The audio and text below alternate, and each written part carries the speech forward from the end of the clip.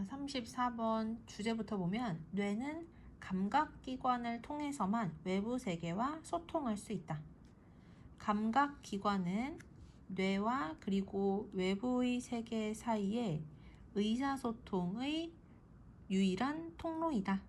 됐죠? 자, 그러니까 우리가 외부 세계에서 어떤 자극이 오면 그러면 그게 뇌가 인식을 하려면 중간에 감각기관을 거쳐야 된다는 얘기야. 그래서 외부 세계에서 일어나는 일은 감각기관을 거쳐서 뇌로 들어가고 그러면 그 뇌가 그것을 처리해서 인식을 하게 된다. 그 다음 간단히 말해서 뇌는 스스로 감지하도록 설계되어지지 않는다. 감각기관이 있어야지만 인식을 할 수 있다. 방금 위에서 했던 얘기를 그대로 했다고 보면 돼요. 예를 들어 노출되어진 뇌는 neither A nor B 하면 A도 안 하고 B도 안 한다. 이렇게 해석을 하면 되거든. 그래서 첫 번째, 그것에 비추는 빛을 감지하지도 그 다음에 어떤 것이 그것을 만지는 것을 느낄 수도 없을 것이다. 이렇게 해석을 하면 되거든. 노출되어진 뇌라는 거는 우리가 뇌 수술을 할 때 뇌를 열어놓는 그런 상황을 생각을 해보면 그렇게 열려있는 뇌에다가 빛을 비춰도 뇌는 그것을 감지하지 못하고 그리고 무엇인가가 뇌를 만져도 예를 들어 수술할 때 의사가 핀셋으로 뇌를 건드려도 그것을 느낄 수가 없다는 얘기야. 여기까지 되시죠? 다시 해석을 해보면 예를 들어 노출되어진 뇌는 그것에 비치는 빛을 감지하지도 그 다음에 여기서 지각동사거든? 그러면 지각동사, 목적어, 다음에 뭐 온다고 배웠냐면 동사의 원형이랑 ing 온다고 배웠지. 여기서 ing가 사용이 된 거야.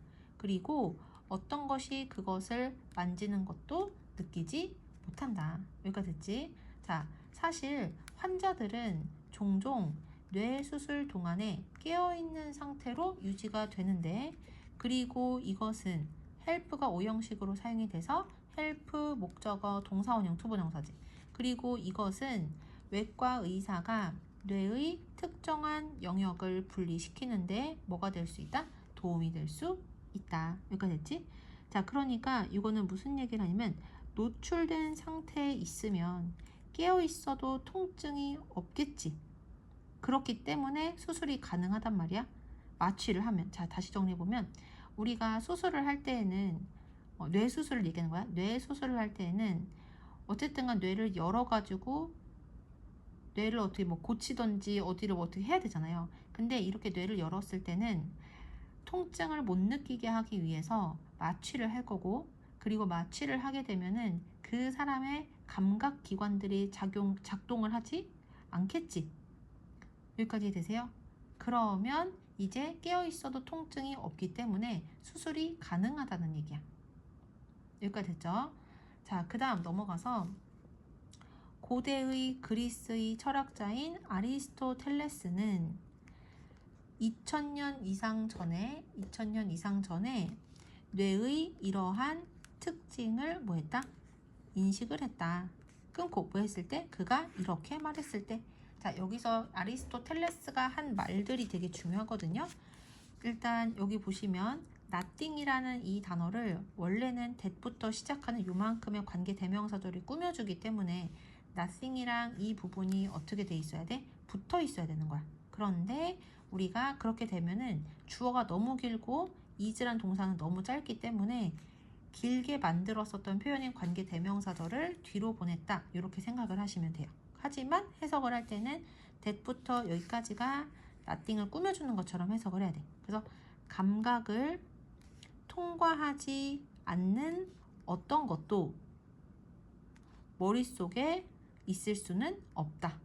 우리가 nothing은 해석을 어떻게 하냐면 여기에 not이 붙어 있지만 해석을 할 때는 동사에 not이 붙어 있는 것처럼 해석을 해서 아니다라고 해석을 하면 되거든. 다시 감각을 통과하지 않는 그러한 어떤 것도 마음속에 머릿속에 있지 않다. 자, 그럼 여기는 한 문장 안에 부정적인 단어가 2번 들어간 거 보이죠? 이런 걸 우리가 뭐라고 부른다? 이중부정이라고 부르고 이중부정은 우리가 강한 긍정이라고 얘기를 하잖아. 그래서 머릿속에 있는 것은 머릿속에 있는 모든 것은 뭐를 통해서 들어온 거다? 감각을 통해서 들어왔다 라는 표현을 강조하기 위해서 부정적인 단어를 2번이나 써가지고 나타냈다 라고 생각을 하시면 돼요. 그러니까 아리스토텔레스가 한 이야기는 결국에는 뇌가 인식을 하기 위해서는 무조건 감각기관을 통과해야 한다 라고 2000년 이상 전부터도 알고 있었단 얘기야. 여기까지 되시죠? 자, 그런 다음에 결국에는 지금 하고 있는 얘기는 다 똑같아요. 뇌가 어떤 것을 인식하기 위해서는 감각기관을 통해야 한다 라는 얘기를 계속하고 있거든. 이번엔 어떤 실험을 통해서 우리한테 또 한 번 설명을 해주는 거야. 이러한 개념이라는 거 앞에 있는 머릿속에 있는 모든 것은 감각을 통해 들어왔다라는 이러한 개념은 명확하게 보여질 수 있다. 끊고 언제? 지원자들이 첫 번째 are blindfolded 눈이 가려지고 두 번째 are placed 하면 여기 놓여지다라는 뜻이죠. 놓여지는 거야. 어디에? 감각 차단 수조의 따뜻한 물에 놓여졌을 때. 다시 해석을 해보면 이 개념은 지원자들이 눈이 가려지고 그리고 감각 차단 수조의 따뜻한 물 안에 놓여졌을 때 분명히 보여질 수 있다. 감각 차단 수조, 말 그대로 어떤 물이 들어있는 어떤 그 통이라고 볼 수 있는데 거기에 들어가면 모든 감각들이 다 차단이 되는 거야. 근데 우리가 아무래도 눈은 물 속에 들어가서 뜨고 있을 수가 없으니까 이때는 눈 같은 경우는 어떻게 한 거야? 가린 거예요. 자, 그러면 이렇게 되면은 모든 인간의 감각 기관들이 작동을 할 수가 없겠지. 자, 그러면 어떤 일이 발생을 하는지가 그 다음 문장에 나오거든. 여기서 그들이라는 건 지원자들을 얘기하거든요. 그리고 여기 as well as라는 중요한 문법이 나오는데 우리가 A as well as B 하면 해석이 어떻게 되냐면 뒤부터 해석해서 B뿐만이 아니라 A 이렇게 해석이 되거든. 그래서 그들은 곧 일관성 없는 사고 패턴뿐만이 아니라 그 다음 이 세 개의 형용사가 환각을 꾸며주는 거야. 시각적, 청각적, 그리고 촉각적인 환각을 뭐한다? 경험하게 된다. 여기가 됐지? 자, 그럼 앞문장에서는 감각기관이 작동을 하지 않는 그러한 상황을 만들었고 그렇게 했더니 지원자들은 일관성 없는 사고 패턴, 생각의 흐름이 일정하지 않고 그리고 뭔가 헛것이 보이고 들리고 느껴지는 그러한 환각을 경험하게 된대. 그러니까 인식이 많이 떨어진다는 걸 얘기를 하고 있는 거죠. 자, 그러면 이게 결론이에요. 이러한 실험들과 그리고 다른 것들로부터 가주어 진주어니까 여기 먼저 해석을 해야 되겠지?